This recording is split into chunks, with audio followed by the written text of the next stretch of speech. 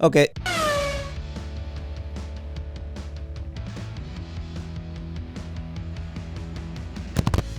Verstappen clinches the championship. The McLarens continue to shine. And was this one of the most physically demanding races in F1 history? This is the Qatar Grand Prix post-race edition. This is Into the Chicane, a Formula One podcast. We're your hosts. I'm Channing Apodaca. I'm Brandon Wood. My mic is... I think it's just the cable just... clipping a little bit. Sorry about that. Yeah. Welcome to the show. This is the post-Qatar Grand Prix edition. Goddamn, what a weekend. It was fun. You know, It was a good one. I wasn't anticipating a whole lot. Kind of figured Max would clinch the championship, and he did. That was obvious. But there was so much else going on this weekend that it still felt fun. It still felt interesting. I think It was a funny thing because Max wins the world championship, and they did the right thing by putting all of the media attention on that. Like, that's what you have to do. Yeah. You have somebody who won the championship, despite the fact that he got what? Did he finish second or third in the sprint? Second, I think. I got it right here. Did he split the McLarens? Yeah. Yeah. So he doesn't win the race, but all the media attention goes to him. But it was almost like a thing where it was like, yeah. We know. We knew that was going to happen. It happened on, like lap 11 or some shit. We knew that was going to happen. And then it happened mid-race. As soon as Checo DNFs. Yeah, as soon as Checo DNFs, Max wins the championship. If he finishes, which we knew he was going to. But it was like, let's focus on some other shit. Can we get a camera on Oscar Piastri? Can we see how Lando Norris feels about all this? You know? About his teammate beating him? Yeah. Or getting the first win before him. Even win, quotation marks, Yeah. asterisk. Yeah. It is still a victory in F1.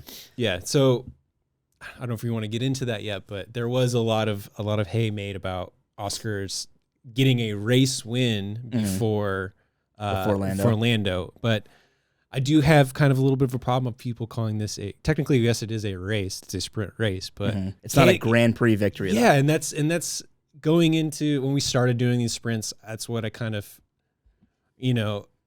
that was one of my questions is like, how are people going to treat these? Is it going to be seen as a actual win? Is it, I understand it's now a separate category, but can we really, I don't think classify we don't qualify it as an F1 win. It's a sprint victory. Which I think you could say it's like a third of a win. Yeah. Or maybe even half if you want to be generous, but yeah. So, not that I want to take anything away from Oscar or anything like that, but I think people need to calm down a little bit with. He did a great job. He did a great job. I think other than the victory I guess we'll jump into the McLaren shit a little too early, but other than the sprint victory, I think, and despite he did finish ahead of Lando, I think Lando had a better weekend. I know that sounds like counterintuitive. Oscar had on paper the better weekend, but I thought Lando looked better. Aside from his one shunt on his last lap in qualifying, I think Lando was at least outpacing him. Yeah, I mean, pace-wise, I'm not sure because I haven't gone through and done that. We can probably pull it up, but yeah, I think those couple little mistakes earlier on in the weekend, like in qualifying, set him back. Obviously, starting from 10th in the race was quite a challenge, but for him to pull off podium from that, with all of the challenges that were there, he kind of got helped out a little bit with some of the circumstances of the Ferraris and the Mercedes and stuff. Yeah. But to pull it through, He gained 7 places. Yeah, to get the team a double podium this weekend and make up a bunch of points on the Astons, on the Ferrari, on Mercedes, it's huge. Here's the thing, too. Oscar had a really, really great weekend. Because he started 6th. Neither one of them had the best qualifying that they could have had. They both kind of mucked that. Lando got the worst end of it. But Oscar he started 6th, right? Yeah, correct. And placed 2nd in the Grand Prix. Yeah. So that's a solid weekend from him, but I do think Lando had the better racing. And maybe I'm being biased, but I think when we get more into their whole battle, which we'll get into it now. So what was it? Well, no, there's so much other shit we have to cover because we have to get into. That's what we're saying. This weekend there was a lot. There's so much to go over, like with the weekend structure, the 3-stop FIA ruling that they laid out. So let's circle back to the McLaren shit because that's going to come towards the end of the race. But I think to start out with, Qatar in general, I want to say I forgot how good of a race this can be because this is only the second or third. Second. This is the second time we've ever seen this. We didn't see it last year. Yeah. Because it was a filler in 2001. And then this year they signed a 10-year agreement. I, for one, after watching this weekend, was like, fuck yeah, dude. This was fun overall. Like not just because of like the whirlwind of shit and the new regulations that they threw out just as a test for this weekend, but it was good racing. All in all, like the track proved to be very conducive to just good Formula One racing.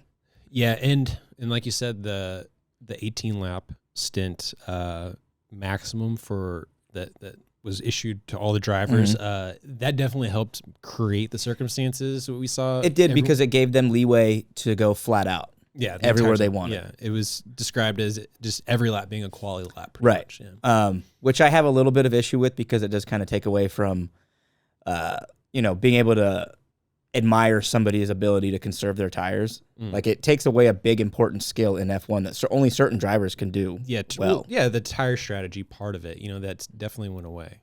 But it also forced people to use like a compound that you would never use towards the end of the race. Like you would never use hards with 18 laps left. Yeah, people were forced to just use what they had. Exactly. So it made shit interesting. But overall, like I was really happy with this race. I'm glad that they just signed a 10-year agreement to keep it in. But I don't think the drivers are going to be happy.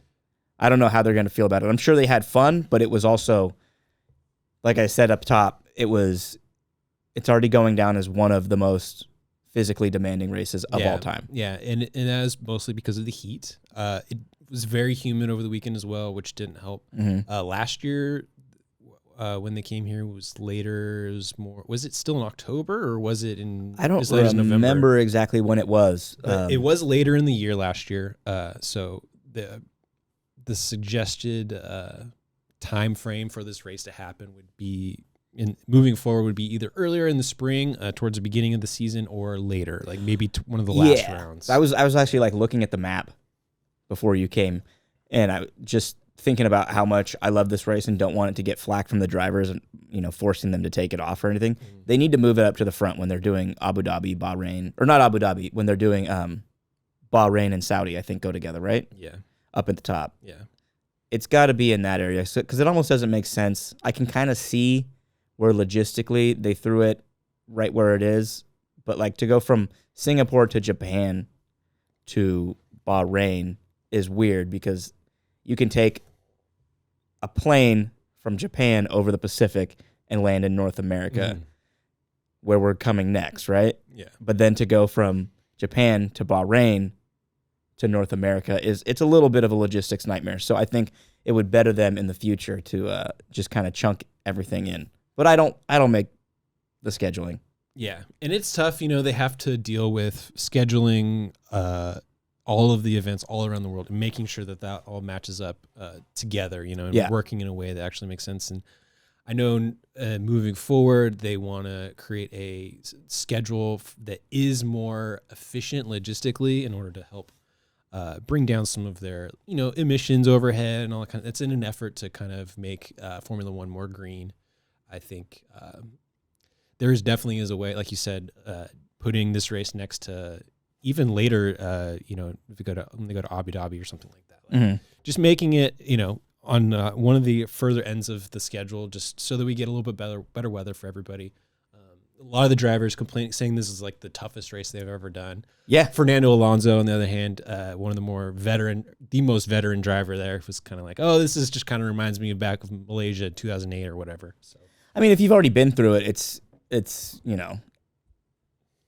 easy to say that shit. But if this is your first time experiencing something like that, also Fernando's saying like, oh yeah, this was just like Malaysia 2008. Back in my day, yeah. That's a back in my day type thing, yeah. And then he was the one complaining that his seat felt like a volcano, and he was asking for the team to throw water on him, and they were like, we can't do that.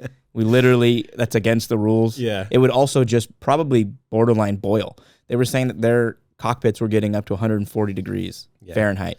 What do you think hot of people like Martin Brundle and Will Buxton saying that drivers just need to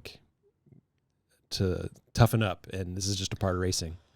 Kind God, that's like, it's one of those things. It's like, yeah, I want to continue to see this race, and I like seeing tough races, but to what end? Yeah, I mean, Lance Stroll says he passed out multiple times.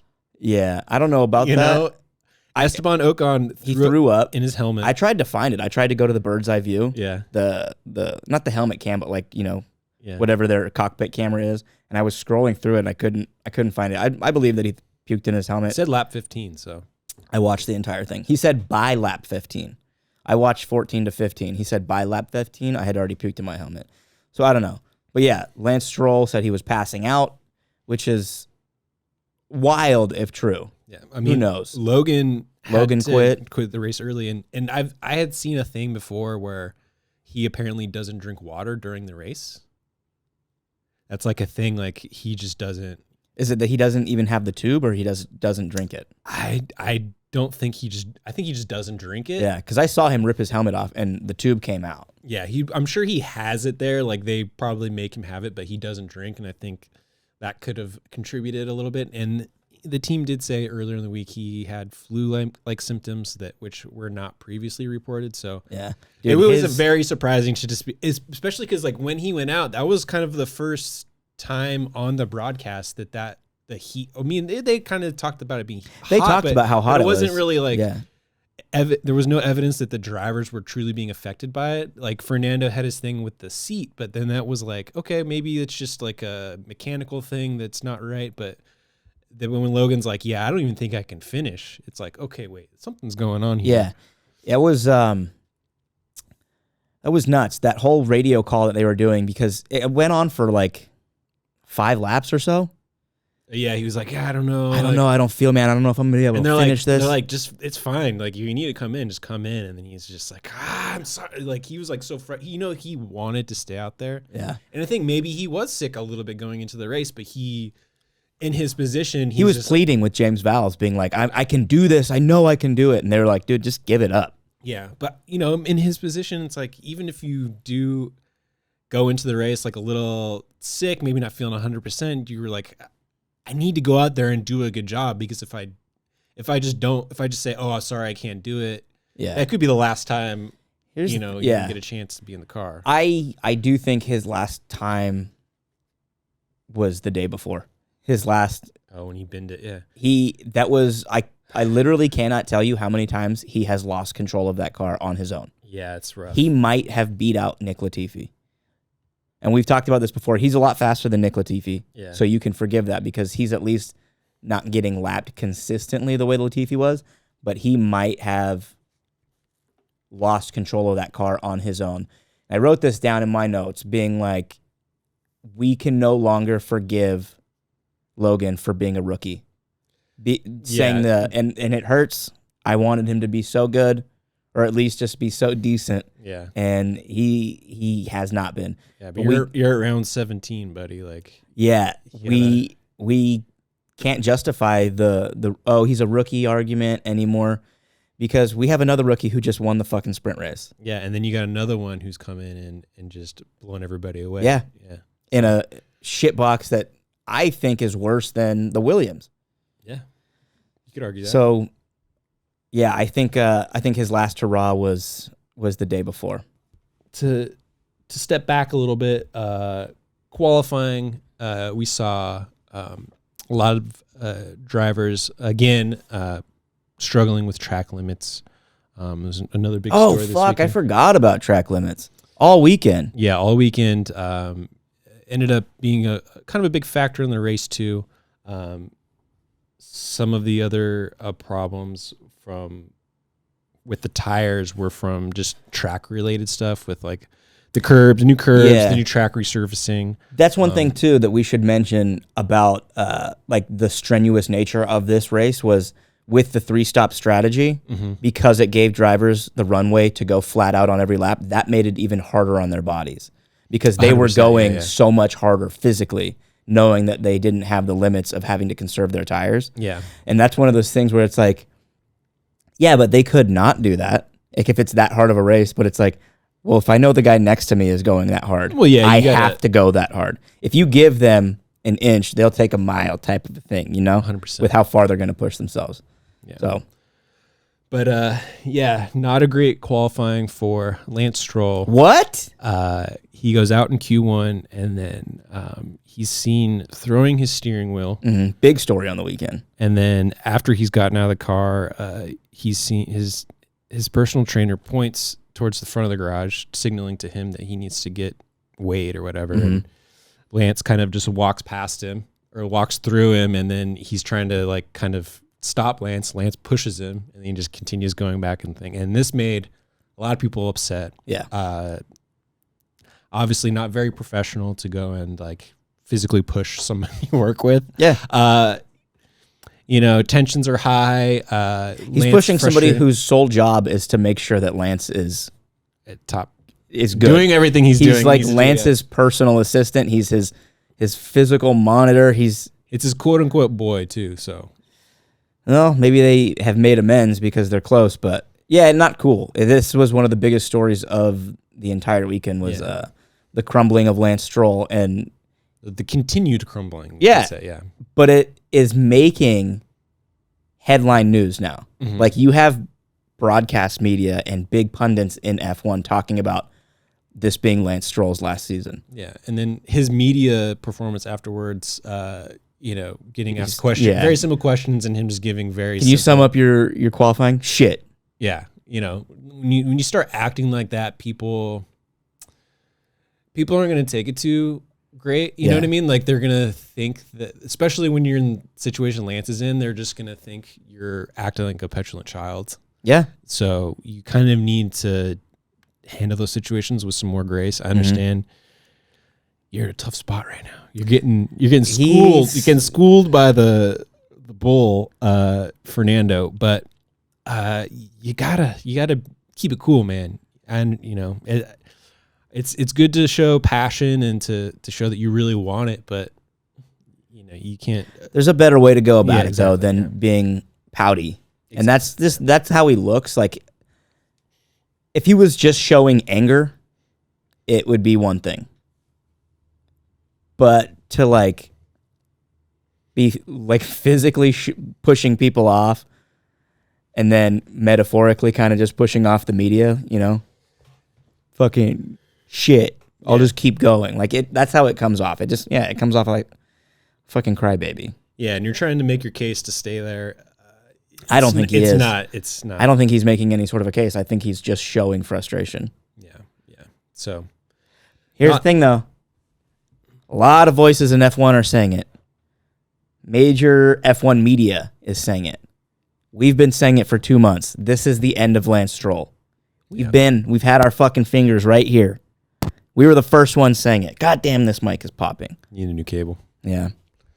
But yeah, so not great for Lance, but also not a great finish for him in the sprint. Not a great weekend. Not a great weekend. Literally, I mean, he had... He looked like he was going to do okay after all the track limit penalties came out and then DNFs, and he still fucked it up. Yeah, it's rough. So on to the sprint race. We saw in the sprint shootout, we saw McLaren's just doing what they've been doing the past few weeks, just showing some great pace. Let me see how exactly they qualified for the sprint. Yeah, so it was Oscar, Lando, Max in that order to start the sprint. Yeah. Also, we didn't even talk about Max Verstappen out in Q2. Oh, yeah. In quali. Was he out in Q2? Yeah, because he qualified first for the race. So, wait, what? Yeah, you're thinking sprint. Sprint shootout? Yeah. Okay, never mind. No, he qualified third for the sprint. So, I don't know. Maybe you're thinking the week before. What the fuck am I talking about? Yeah, I don't know. I'm going to have to cut this out. So qualifying, he qualified first. Sprint shootout, he qualified third. Never mind. Yeah, so in the actual sprint race, though, Max and Lando did not get a great jump. Oscar got a pretty good jump, but George Russell on his soft tires jumped past both of them. And so we got to see a little battle between George and Oscar for a few laps. I think it was lap 5 or something like that. Maybe 5 George passes Oscar and over the radio just congratulates himself on. He said, "I have it saved right here." Ooh, look at that move! He said like, "Great move, what a move," or something like, "What a big move." What a big move! Big move! Big move! Yeah, and then I loved it.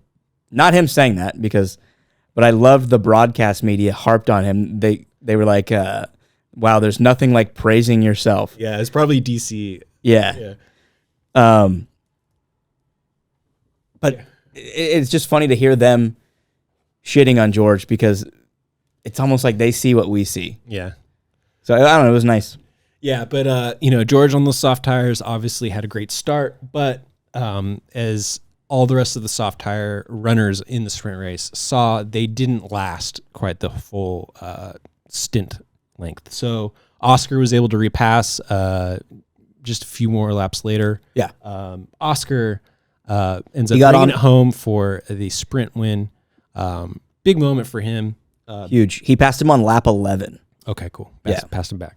And then, like we said, Max wins the championship because he gets third. He gets the amount of points allocated for third, and then he just had to get 6 more than Checo. I think it was 3. Or only 3, and then because Sergio had a late in the sprint collision, as him, Nico, and Esteban went 3 wide into turn, and it was kind of a tough one. Esteban was defending from Nico, and Sergio kind of just came up from behind and was trying to make the move on both of them, and they Checo kind of put himself on the outside, and then going around, Esteban tries to squeeze Nico. Nico has nowhere to go, so he ends up hitting Checo, puts another hole in the side of Checo's car, which overall, the entire season, Checo's car, like the body of it, has just taken a fucking beating. Yeah. It's like a cartoonish amount of just like holes punched through the center of that hole. We've been able to see every angle of that.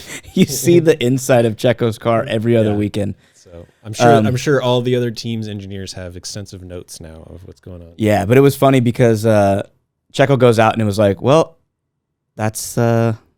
That's the season. Max Verstappen is the official champion. Yeah, so did you feel like, with the way that it happened with Checo DNFing and then this just being a sprint race, do you feel like Max's championship was kind of diminished at all? Like, do you feel like it's a weird way to end, like, celebrate the championship on a Saturday? It was, it's a little weird. This has to be the first time a championship has been won outside of a Sunday Grand Prix, right? So in MXGP, which is like the European motocross championship. So this year they changed the rule. On the Saturdays they have a qualifying race, which it used to be just qualifying, and then now this year they started awarding points for it. So this year on the last round after the qualifying race, Jorge Prado ended up becoming the champion. So he went into the race on Sunday because he got a few points. Because he won the qualifying race, and after that he had enough points in order to close it out. So in the Sunday race, he got to ride with the number 1 plate.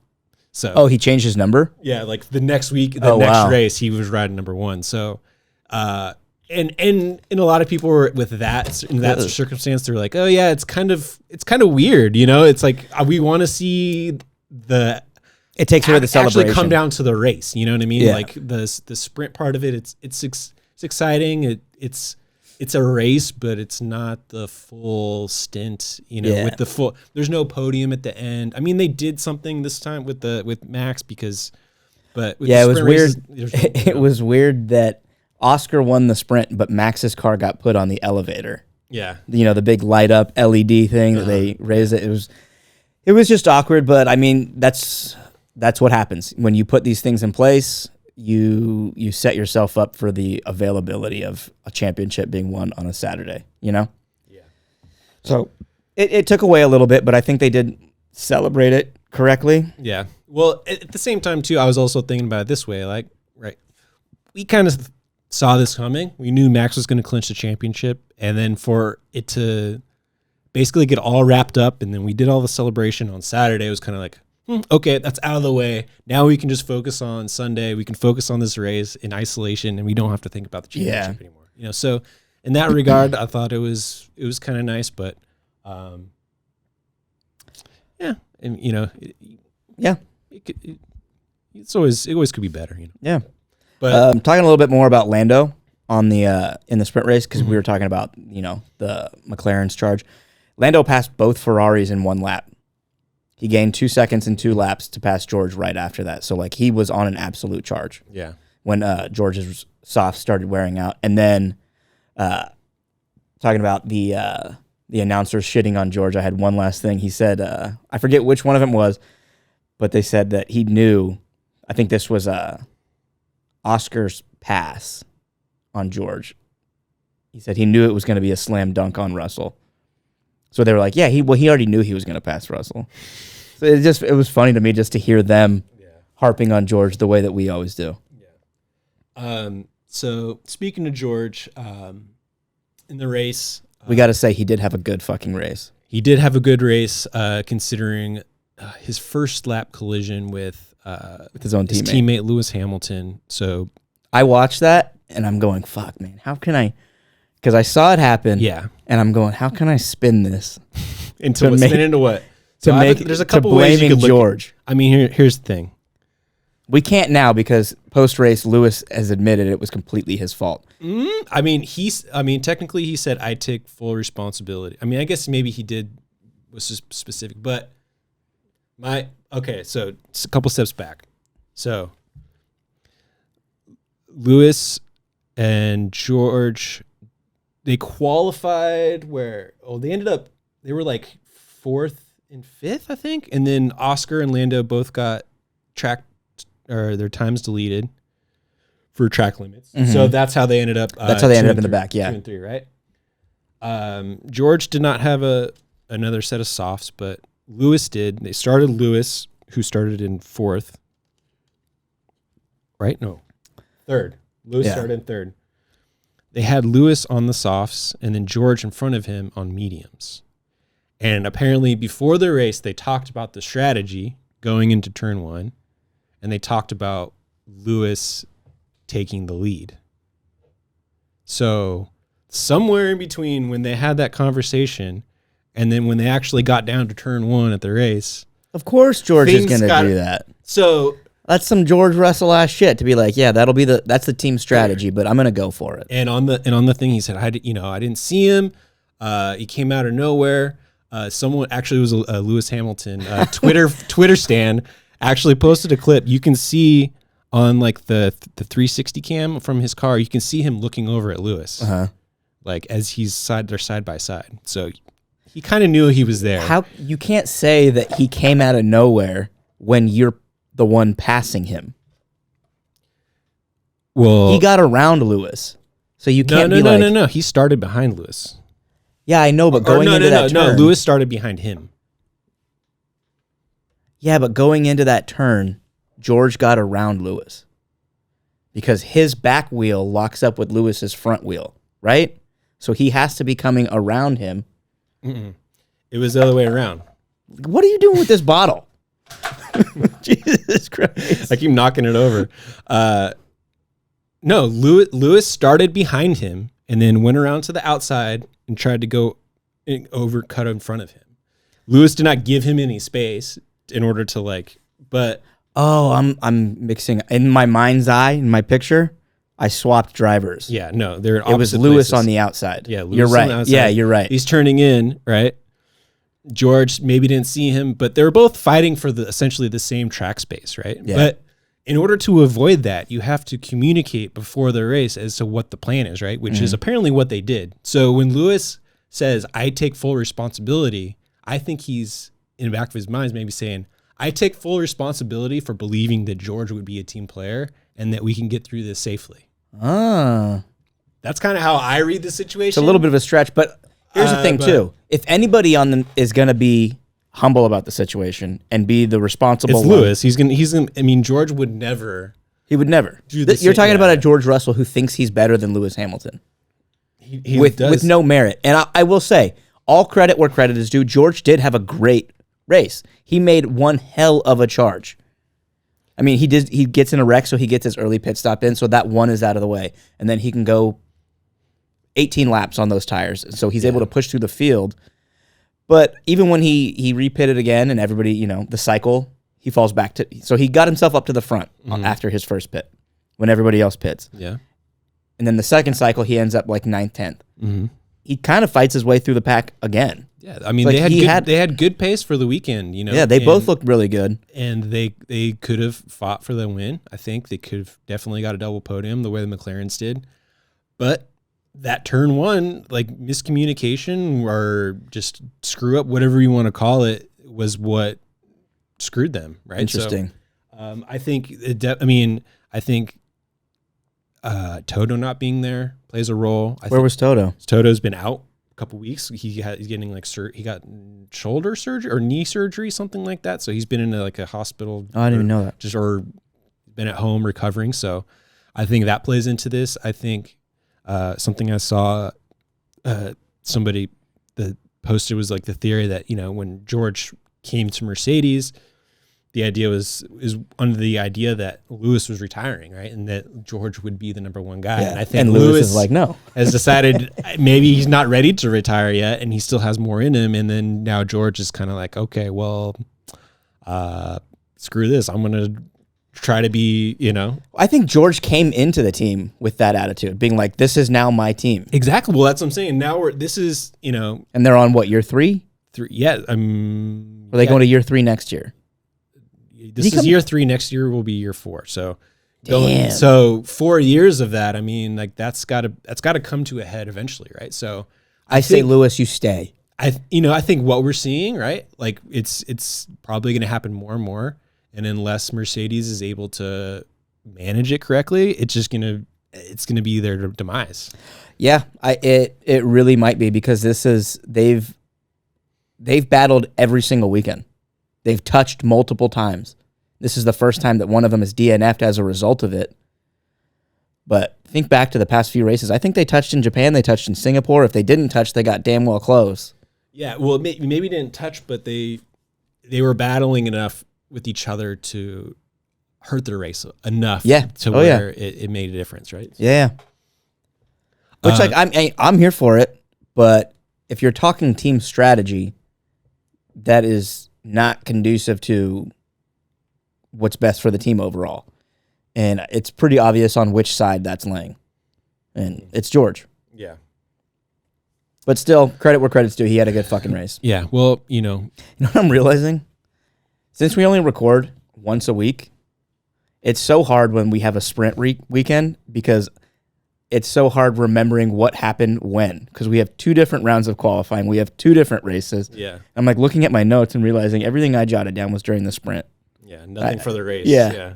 Just being like, when the fuck did this happen? Was that during qualifying? Was that during the shootout? Yeah. Was that during the race? Was that during the sprint? So you have like so many different outcomes and so much different shit. Yeah. Anyway. That's why it's fun. It's so much fun. It's fun. This is so fun. So any thoughts, or I want to go into a new segment that I want to start. Okay. Props and flops. So who gets your biggest props for the weekend? Ooh, I think biggest prop has to go to Oscar Piastri.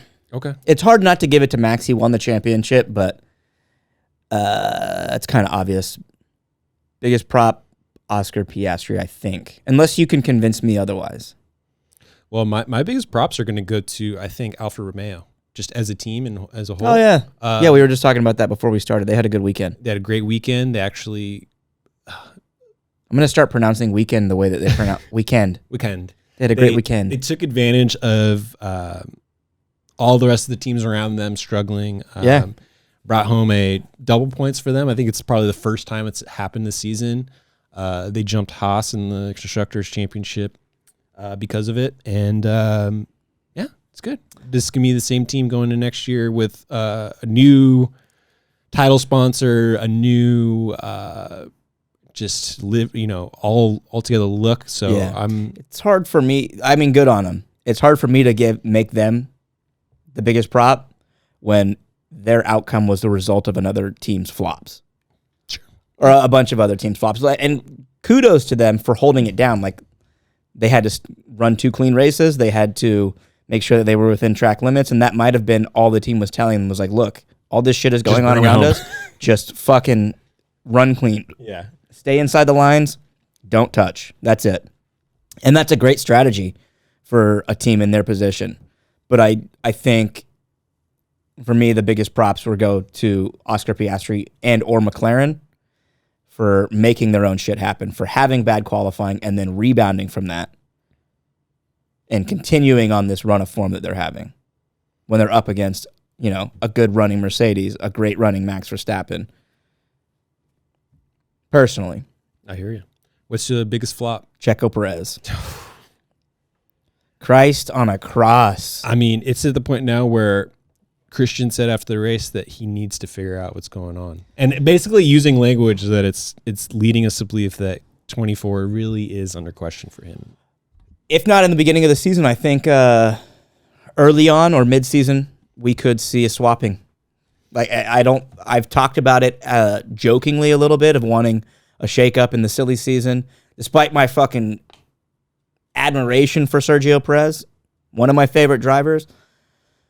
You can't be doing this. You can't be running like this week after week after week, even when it's not your fault, when you get caught 3 wide, the result of somebody flinching because they're getting squeezed. You got to not put yourself in that position. Even though it's not your fault, it's still a bad look. And yeah, I mean, you could argue, he needs to be qualifying better. He needs to 100%. Get, he needs to not be getting in tangles with an Alpine and a Haas. He shouldn't be there to begin with. Exactly. So that's the argument. But also, I mean, track limits, how many times in qualifying? How many times in the shootout? And he got penalized 10 seconds in the race? Yeah. Track limits have been a big problem for him this year. Consistently having troubles, and now I was hearing things like, oh, well, maybe I'm sitting too low in the car and I'm having trouble seeing. And it's like, well, why are you just now? Why is that now becoming a thing? Yeah. It's. I mean, it could be a thing of like not wanting to look weak and not wanting to complain, being like, oh, I can see fine. Like, I'm a professional. I'm having no physical problems. I know I can do this. Sort of like how, Logan was. Like, I know I can do this. I know I can do this. Just give me a shot. Yeah. Not wanting to complain when maybe complaining and tweaking everything that needs to be tweaked so that you have the right setup for your car. Yeah, set up for yourself. Yeah. To put yourself in the best position to succeed instead of trying to posture and be like, I can do it regardless. I can do it outright. Mm-hmm. I don't know. But definitely biggest flop. Who's yours? So for me, it's kind of a toss-up. Mercedes definitely big loss for them this weekend. But in the sake of, because we already talked about them, I'm going to say Ferrari. Kind of nowhere. Didn't really expect them to have a whole lot this weekend just because of the characteristics of their car and the track. But, for Carlos to not even start the race because of an issue, like that's really a shame. Fucked my fantasy up. Fucked my fantasy up terribly. Like, I didn't realize that he wasn't starting the race until minutes before the race started. Like as soon as it hit, same. 10 a.m. here. It wasn't. I mean, they didn't realize there was an issue until they were on the grid. So yeah. But I didn't start the live broadcast until I'm walking around, I'm doing dishes, I'm cleaning, doing whatever. And then, counting down on the Rolex clock. And I was like, oh, it's formation lap. Here we go. And they're like, Carlos Sainz, not. And I'm like, fuck. Try to go see what I can do. And I didn't even have my final fix. Yeah. I'd already used it for like no goddamn reason. So Ferrari, big bummer there. I do have some, because of my fantasy team, I do feel a little extra pain there. Maybe for other people weren't expecting a whole lot, but for me, it's a big disappointment. Did you have them as one of your constructors? Yeah, so going in, I knew because our teams were pretty similar for the most part. For much of the season, I have to kind of play something different. And because of the Friday practice, Ferrari looked pretty good. Like their pace was higher than that of the McLarens. And I thought, maybe there's a chance. In practice, they were?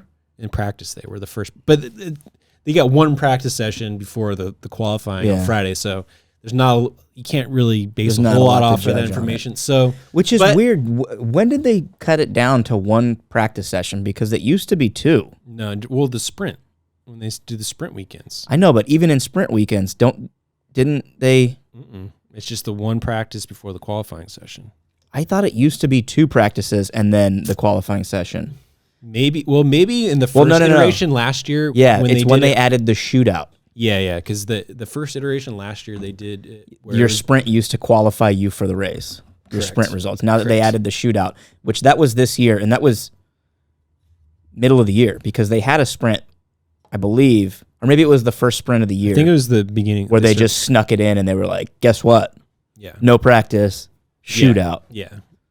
I forgot about that. Know, and that made it much harder for all the teams. I mean, this year, this aerodynamic specification for all the cars, especially in this era, like you really have to get those practice sessions like on the head. You have to get your setup right the very first time, like from the beginning, and in order to really make the small gains and be competitive throughout the whole weekend. So if you start off with the crash, or you just start off with like the complete wrong setup, you're going to be back on back foot and you're really going to hurt from it. So, yeah. So your biggest flop is Ferrari? Ferrari, yeah. See, I don't see them as, like, they didn't have a great weekend, and yeah, it sucks that Carlos DNS'd, but I think there's bigger flops. Like, I think you could go Logan. I mean, Logan's already written off. I just, I probably, to me, Mercedes may be the bigger one, but because we already talked about it, it's kind of like, just because of their team issues? Yeah, I mean, they had the second fastest car this weekend. They had Sergio Perez had terrible race. Lewis had opportunity to make up a bunch of points on him first in the fight for second. They lost a bunch of points to McLaren in the Constructors' Championship. So yeah. All right, I feel you. So our predictions recap. You had predicted 3 teams on the podium. Hold on, before we get to predictions, I want to circle back to the McLarens. Okay. So in this race, we had the 18 lap tire limit. So they predicted it was going to be a 3-stopper. Oscar Piastri is running in second. Lando Norris is running behind him. With about, I didn't mark it down. With about, let's say 10 laps left. The McLarens had already run all 3 pit stops. And they had great pace. They were on their last set of hards for the race. Lando Norris was outpacing his teammate by, I think, about a half a second a lap. Yeah. He asked for team orders to let him go around Oscar. He said, "I'm clearly the faster of the two." Mm-hmm. And he knew that Max Verstappen still had 1 pit left, because at the time that Oscar was making this call, I think Max was ahead of them by about 25 seconds-ish, because I think the average pit stop was 20 seconds here. Yeah. So Max was about 25, maybe close to 30 seconds up on both of them, still needing a pit stop. Lando is asking to go around Oscar. Yeah. The team said, "No, we're going to hold position. And we're going to keep you behind Oscar." And Lando's like, "Why? Why do we do that?" Andrea Stella came out, I don't know if it was today or yesterday, and he said Lando was right to question our team orders. Looking back on things, might have been the right call. Well, because it wasn't. They played it safe. I don't know if it was Max that had a stop left, but George was behind them, and he still had a set of softs left. So they were worried about George pitting for softs and being able to catch them, right, make gains. So, but I don't think he would have done. I think he was too far off to be able to make that happen. I understand them wanting Lando, the more experienced driver, to be there to defend it. Mm-hmm. But this is time and time again. And again, I'm a little biased. I'm a Lando guy. Mm-hmm. I love Oscar. I love what the duo's doing. I think they're the best duo in F1 right now. Here's the thing. If you calculate it, so he's about a half a second up pace-wise on his team. Mm-hmm. And then about 2 laps later, Max Verstappen pits for his last set of tires, and he came out 5 seconds ahead of them. Had they let Lando go, he could have gained potentially, in about 2 laps, he could have gained maybe 2 seconds. He's behind him with about a half a second better pace advantage. You let him go in clean air. Lando just takes off. His tires are up to temperature. They're still pretty fresh. They're hards. They're only on, I don't know how much deg they had yet. Who knows how much time he could have gained there. And then Max comes out on a set of cold, hard tires, trying to defend against Lando. Who knows what sort of mistakes Max could have made under pressure, but Lando could have they could have had a shootout to the line. Because they've both finished about 5 seconds behind Max. Had they not called team orders to keep Lando back, they could have put the pressure on Max, and we could have had potentially a completely different outcome, or at least put Max under pressure, and it could have been like a 1 second Max victory at the line. Yeah, I don't know. I mean,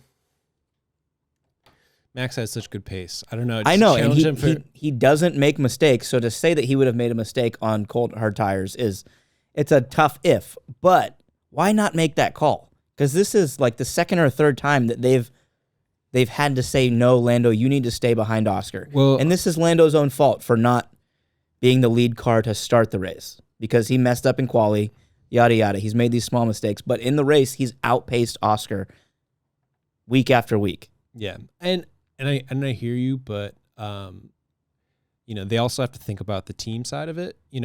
On this particular weekend, they're battling the Ferraris and the Mercedes for the Constructors' Championship, and to have both their drivers 2-3, and for both those other teams to have a driver that's out, not even in the race. I get it. They're playing it safe. To me, that's huge points that you don't really want to risk in either in them battling each other or Lando pushing and making a mistake or Oscar pushing and making a mistake, So if you're at that point, you got less than 10 laps of the race left to go, you kind of like, guys, just bring it home as safe as possible. I understand the bring it home mentality of it, but I do think that there's a small window of opportunity where they do win that race. I don't know. I think that's kind of a long shot that I don't know if it's worth the risk personally, but as a fan, I want to see them go for it.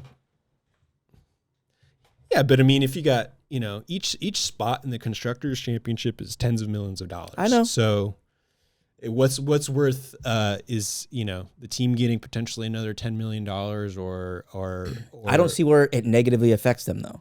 They still have Oscar Piastri in third. They could have had Lando in second. Yeah, but it's not as many points as you would have having both drivers up there. You know what I'm saying? If but they don't put them losing out on third place is just as much of an if as potentially getting first. I don't know. I mean, you're talking about Max Verstappen. I know. But still, Lando didn't have to do any real defending from George in the final lap, so Oscar wouldn't have either. But giving Lando the opportunity to potentially go after that top spot on the podium. There was time to make a lunge. There was time to make an attempt. When you think about the strategy of it and just the tire strategy, Lando's got new hards that are, 2, 3, I forget how many laps up to temperature. And Max would be coming out right in that window.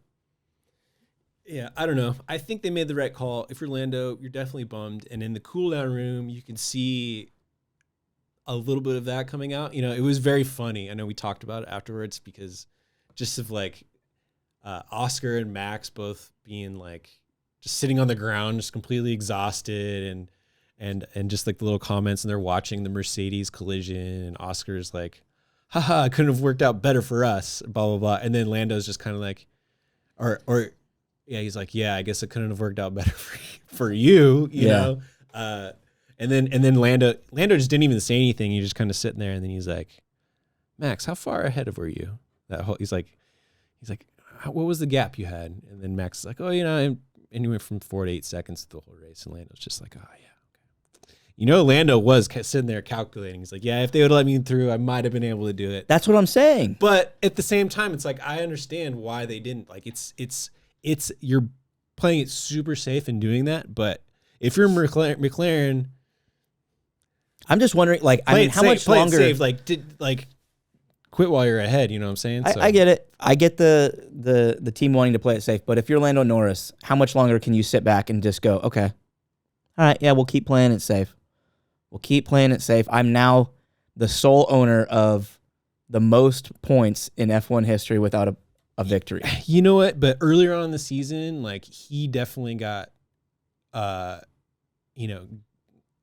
to make a couple moves on Oscar, where, he got the preferential treatment in many circumstances earlier on. So for this one to play out in Oscar's favor, I don't know. I don't think it's that big of a deal, but it does just the circumstances,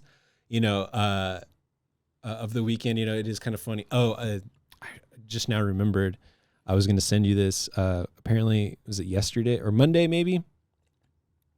I saw a clip of Lando playing like Call of Duty with like some of his friends or whatever, and they were talking about his like facial hair. Like I don't know if you had seen like his little facial hair he had been growing out. He's got like a little shitty goatee when he does grow it out. He said he was so frustrated after Saturday that he shaved it all off. Oh. So that just shows you where he's looking for that little tiny aerodynamic edge. Well, just anything, just to get the bad vibes off of him, So going into Sunday, bad Lando with the goatee. Well, you could see like he was already kind of frustrated and wanted to make it. So for it to end the way it did, you can understand why he'd be upset. We're gonna have to bring back the sad Lando but make it bad Lando. Yeah, and good on him for accepting responsibility earlier on for the mistakes and all that stuff. And he did fuck that up. Yeah. He was on pace for pole. I think it was in the sprint. But that last turn, he went wide. Yeah. He had 2 purple sectors and was about to finish his third. And so, he took responsibility for that. And those are the things that are holding Lando back from contending for race wins right now, I think, are just small mistakes. And then that puts the team in a position to be like, well, we have to do it this way now, which sucks. Yeah. So I think he notices his pace advantage. The last time he beat Oscar, he was 17 seconds ahead of him, I think. Yeah. So just saying, Lando stand here. That's all. Want to go through our predictions? Yeah. So you had 3 teams on the podium. Podium. I think had that turn 1 disaster for Mercedes not happened, could have easily seen that. Yeah, I think it would have been a more boring race had that not happened. I don't know. It would have been great to see the McLarens battle George and Lewis a little more. I mean, that would have been cool to see. I think they would have outpaced them, but potentially, it could have been. I don't mean boring, but it made it more of a 2-dog race, like McLaren versus Red Bull, as opposed to a 3. Just like I think it would have been a safer race. I don't know. I mean, with George out, not true. So you also had Checo on the podium for the sprint. It's a bummer. Hilarious. And then Lando win the sprint. You were so close. Just got the wrong McLaren driver. Yeah. I had Lando on the podium. Checo worse in the race than the sprint, which did not happen, although it was a pretty bad race. At least he finished. So, and then I had Lewis on the podium, but thanks to George, that didn't happen. So just 1 for me. What's the tally at right now? 17 for me, 9 for you. I'm going to need to start. I'm going to need some lobs. Yeah, I need some softballs. It's going to have to be like, oh, man, bold prediction. Max Verstappen on the podium. Yeah. I mean, by all means, go for it. In good sport, I can't do that. If I get smoked, I get smoked. Yeah. So, fantasy recap. I got absolutely demolished this weekend. Like I said earlier, like full on. You were quoted as saying your fantasy season is done. It pretty much. I mean, I dropped from 2nd back to 3rd. I think my jaw dropped when I saw that. I told you it was going to be bad. It was the Ferrari constructor swap. I had McLaren swap for Ferrari. That was the biggest mistake I could possibly make. So let me see the points for Qatar weekend. Altogether, I had 267. You had 392. So you got 130 points, almost more than I did. Yeah. Susie will stand account almost 200 more points than I made. Yeah, she outpointed me by like 50 something. She might have played 3x or something. I don't think she did. No? No, she's still holding on to hers. I still have mine as well. What I know is funny is like the past 2 weeks or 2 races, I've been changing my team and just to kind of make up some extra points. But if I had just left the team, like, which was basically the same as what she has, I would have passed you. Now, if I would have just not made any changes, might have, it'd be like it's the same exact thing that happened last year. Whereas like the more you tweak, the more it falls apart. Yeah, like that's where I fell last year. You have to pick a good team at the beginning and then just ride it out. Yeah. So I don't know. The only thing I really fucked up in this week was my Carlos Sainz, which who knows where he would have finished anyways. But Susie Wolf made a good move by having Fernando Alonso in, because with all the chaos that happened and Fernando staying out of it, him being a great driver in a good car, he kind of cruised to a shit ton of points for her as like, him getting, like that 4th place fantasy point spot. It's huge. Yeah. So race of the year, like, how do you feel? God, I love this. I love this one. This is tough. I thought the last 3 races have been really hard to argue where they stand. Yeah. Well, I mean, this is the 18th round. But it's also like because I'm a McLaren fan and watching their rise and everything going on with them, I think I'm seeing this through rose-tinted goggles. Yeah, the context of it. Yeah. But the racing here was good. The drama here was good. We also got so much more of it because it's a sprint. How do we factor that into the weekend? Do we try and make that an unbiased thing? Do we mid out the sprint race and just go for the Grand Prix? Yeah, I mean, you have to look at it as the weekend as a whole, I think. I think so, too.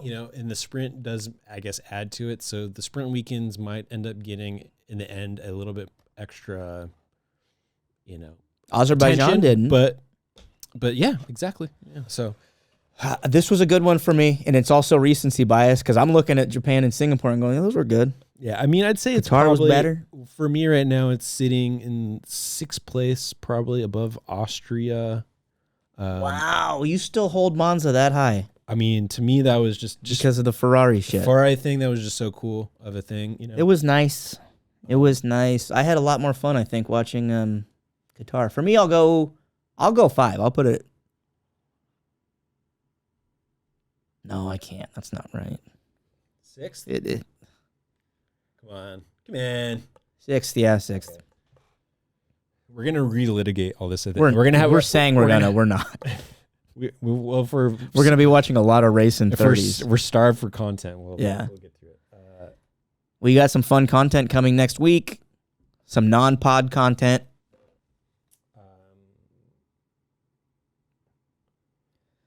Cool. I mean, any other final thoughts on this? We got an off week this weekend, and then we'll be this weekend back in the United States here at COTA, one of our favorite racetracks. Yeah, I'm excited. I'm sad I'm not going to be there unless I make a last minute decision and go. But hey, ain't gonna happen. See if Costco's got tickets on sale. They do. I'm not going. I don't know. I'm excited for the U.S. It's good to be back here. We're like in the final stretch of the season. Yeah, 5 more. The only thing that's on my mind is McLaren. As far as what? Like, just everything. Their lineup, when Lando's going to do it, how Lando's going to fare out, how long he's going to stay, their future, what do you where mean they're going to when he's going to do it. When he's going to win a race. Okay, got it. Yeah. It's going to happen. I'm getting sick and tired of hearing Bruno's dumb bullshit. Just mute him. Just block his number. What is he saying? He's always Lando's mid. He's the only person saying that. Bruno just wants to have an F1 opinion, and he took that, and it's a hill he's going to die on because he's a stubborn little Italian midget. So he's got to have an opinion. You'll need to keep slandering him when he's not here. So. Yeah. Well, I say it to him all the time. Nothing makes you sound like you don't know what you're talking about than talking shit about Lando Norris. I mean, everybody loves Lando, and he's a potential future world champion. So that's the only thing I'm thinking about. Like, I just keep thinking about what's going to happen with them in the future. Or is this duo going to stick together? Because I've been pushing the Lando to Red Bull narrative for a long time, and now I'm like, maybe that's not the best move for Lando. I argued that it wasn't a couple weeks ago when we talked about it. If McLaren can hold down this run of form, then they might just be the team of the future. They might be the new Red Bull because Red Bull's the new Mercedes. Yeah. You know, when you're just talking about these era transitions. Mm-hmm. And I'm with it. I'm down with it. It's going to be an exciting, if they keep up this shit, which we shouldn't be talking about with, 4 or 5 rounds left. But if they keep this up going into next year, they could contend for the Constructors' Championship, I think. Yeah, to me, I'm really excited for next year because your favorite driver, Daniel Ricciardo, is going to be back full time. He's going to be back full time. You get to hear. I mean, this every week. That's something that's crazy. It's like if Logan stays on next year, it will be like all the same grid. It'll be like no. Yeah, we'll have nobody new, huh? Yeah. So I don't know if. I don't know. What do you? I mean, God. Before we go, I think we got to touch on this. Like, because this weekend was such a bad look for Logan, I think, with the binning it and then having to DNF himself in Sunday's race. I don't know if you can give him too much. I think you can. I think you can because if you listen to the radio calls when they're saying. Or I think you can at least put your tinfoil hat on and start what's the word? Conspiracizing? Get conspiratorial. Conspiratorial. Yeah. Get conspiratorial about it. If you listen to his engineer or, I don't know if he was talking directly to James Vowles when he was pleading with them. If they really wanted him to do well, do you think that they would have rizzed him up a little bit and been like, you can get through this, Logan. Fight through it. Or if they're just like, Logan, just don't cause us any more fucking money. Bring it in. You're not coming back next year.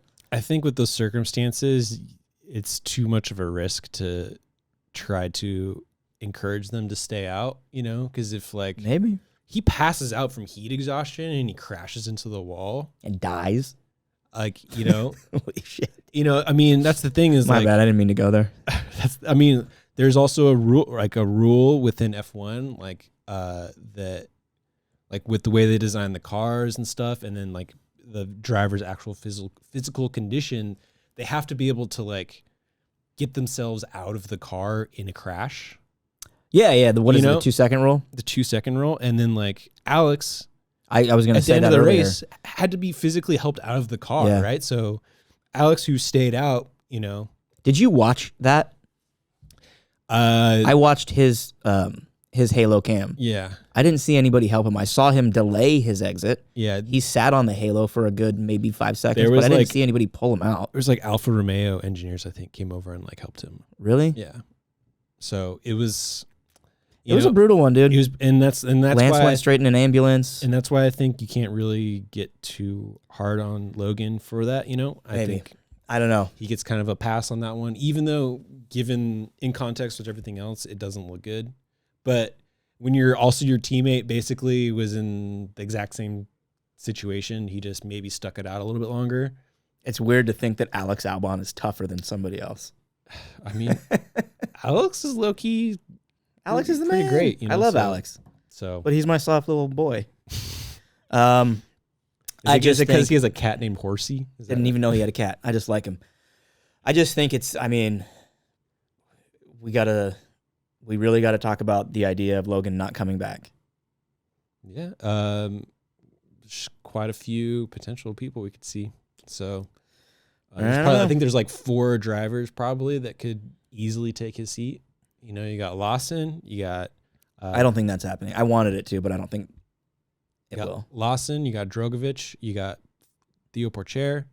You could do... There's the Mick Schumacher rumors, which I don't see that happening either because he's going to WEC full time, or somewhere like that. But it has to be somebody it's for somebody to go to Williams. It's more likely it's a 1-year deal if they go. That's the thing. All the guys Williams. That you just I think that's part of why Logan is still in. Exactly, because they don't want to sign a driver for just 1 year. They want to have somebody that's going to be with them long. Exactly. For a long time. So that's why they don't really want to put a Liam Lawson in the seat or somebody or Felipe or something that's just going to be there. They have Jamie Chadwick. Let's do it. Fuck it. Hey. Oh, God, we're gonna have to run long because so we got the news over the last week. They released the 4 teams who had the FIA bids. They officially released the names of the 4 teams. So we talked about Andretti. The Andretti got the approval from the FIA, Yeah. but they officially said that it was Carlson Rodin, or Rodin, however you say it, High Tech, and then Lynn's son. Lucky Season, I think. Right? I don't know. I've only seen the Twitter handle, and that's some weird privateer, like Asian funded, couple like Asian country funded team. Yeah, I don't know. It was a weird effort. Like it was a very like weird independent small group of investors. Yeah, I don't know. Yeah, but one of the things was that I just remembered was I think it was High Tech said that if they got their bid approved, It's Carlin Rodin. was it them? Yeah. Oh, if Carlin got approved, then they were going to put Jamie Chadwick in a seat, and that would have been historic. Mm-hmm. That would have been, she would have been the first female F1 driver of all time. Of all time? I I feel like there's been one before. There's somebody who's participated, but never had a full-time seat. I don't know if she only did a practice. I don't know if she filled in as a replacement. I don't know the story of it, but I don't believe that gal had a full-time seat. It would have been one of the first. And then also, speaking of which, we have the F1 Academy racing their first race of the season at COTA this year, right? No, it's not their first race. Their first coverage. Yeah, it'll be the first race that'll be broadcasted. There we go. That's what I meant. They've had, I don't know exactly how many races they've done. I haven't kept up on that series at all. Yeah, I but haven't caught a single thing. But we will watch. We're gonna watch. We're gonna watch. We're gonna take some notes. We're gonna have some bullet points. Yeah, we're gonna see. That's who we should be looking out for. Seriously, I mean, we need to give we need to give these ladies some support. Sure. I think it could be some really cool, interesting racing. The cars look cool. They look like the F2 cars. Is Jamie Chadwick in that series? No. She's racing somewhere else. Because I remember when they first started that, I was surprised that Jamie wasn't there. But she kind of graduated from that whole side of things, right? Yeah, because she was in the She was in the W series. Yeah. Won that, and then and then 2019, 21, 2022. She's a test and reserve driver for Williams. Yeah. Man, could you imagine if Logan had such a bad shunt on a weekend that they put Jamie Chadwick in the car? Hey, I mean, I'm not saying that as a slight on her, but just how gnarly that would be. I mean, they should. I mean, if you're looking for to put a driver in your car, it's going to bring some attention. And dude, how gnarly would it be if they replaced Logan with Jamie Chadwick at COTA? I mean, I don't know. Maybe next season. That'd be cool. Let's do it. Yeah, you think? I'd vote for it. All right. I'm not exactly going to vote on that. I'm trying to bring up the question of what Logan's status is. Just because, we need to question it, I think, week after week because it gets worse and worse. I mean, honestly, if anyone was going to replace him, it would most likely be somebody like Jamie Chadwick. She's a part of the Williams program. Or at least it should be someone like Jamie Chadwick. It should be, 100%. Because like you said, the only thing keeping Logan in the conversation is nobody wants to go there on a 1-year deal. Or they don't want to sign somebody on a 1-year deal. Right. Whichever side you're looking at it from. I mean, if you're Liam Lawson, you're like, oh, hey, yeah, I'll go drive the Williams car for a year if it means that, I get a little bit more experience so that in 2025, when I do go into a seat, I can maybe, but also if you're Liam Lawson, do you want to spend your year driving the Williams car or do you want to get prepped for your AlphaTauri / potential Red Bull car and just be I think driving their sim over and over again? Because I think track time is way more important than just being in the paddock or being I think you could argue it if you're part of the development of the 2024 car for Red Bull. I don't know. I don't. The importance of track time, 100%. Or sorry, not the 2024 development, but I guess it would be the 2025 development. Yeah. Track time, 100% important. But I don't know. I think there's an argument to be made that it might be better for Liam with his ceiling to spend the year just with the Red Bull organization. I was pushing for Liam to go into the Williams, and now I'm coming to reason. We've swapped places. Yeah. You were the voice of reason for him sitting out a season, and now you're pushing for this. I don't know.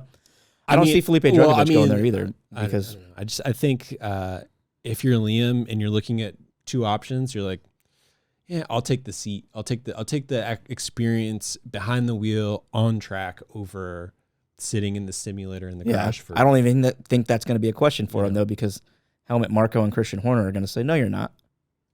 I know. That's what I'm saying. Like they probably don't want that to happen. They probably, as well as Williams doesn't want that to happen. And that's exactly why, because they don't want someone to come in, spend a bunch of time, and then lose them. And then, exactly. So, yeah, I don't know. It's an exciting time. It is. I mean, considering the championships wrapped up early, we got five more races to go. It's like, okay, what else do we have to look forward to? You can look at the championship getting wrapped up early as a little bit of a bummer, but like now that it's gone, we have all this good shit to look forward to. Yeah, we don't have to think about that anymore. Yeah, it's not a question. Yeah, there's a lot of fun shit on the horizon. One of them being Lando Norris's first win, and I think it's going to happen soon. I hope. This weekend, COTA. Next weekend at COTA, and I think there's a shot. Who knows? All right, guys, this has been the Into the Chicane post-Qatar Grand Prix edition. We will see you guys later on this week for our pre-COTA and then some other content. Don't forget to like, subscribe, rate, review. Follow us on TikTok, Twitter, Instagram, Apple Podcasts, Spotify, YouTube, everywhere you get your podcasts. Thank you guys so much. Peace.